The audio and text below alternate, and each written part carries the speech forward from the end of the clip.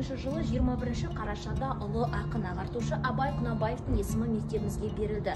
Сол күннен бастап оқушыларымызды құндылық пенен ізгілікке тәрбиелеудеміз. Бойы болған сөзі жылмаң, кімді көрсем мен сонан,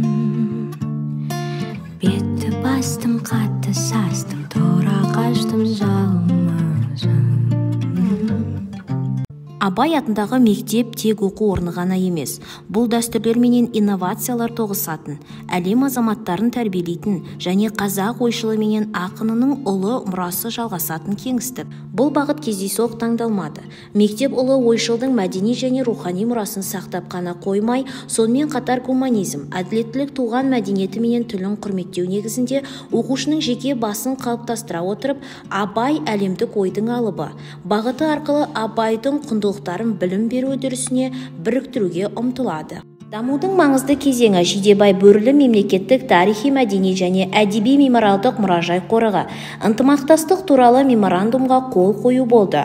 Бұл бізге мектептің бейіндік және жобалық жұмысының көкжиегін кеңейтуге мүмкіндік берді.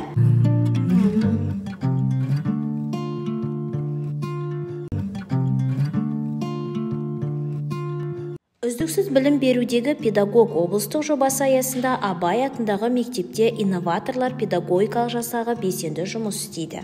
Халықаралық ынтымақтастық аясында мектеп Қазақстандық ЮНЕСКО клубтарының ұлттық федерациясына кірді. Бұл мәртебе бейбітшілік, тұрақты даму, мәдениетаралық диалог пенен жаһандық азаматтық құндылықтар, білім беру және мәдени жобаларға қатысу үшін жаңа мүмкіндіктерді ашады. Өз ойында, тұл бойында бәрмәні жоқ пендесі, түзде мұрзаң, үйде сырдаң, сөзі қылжаң еркесі.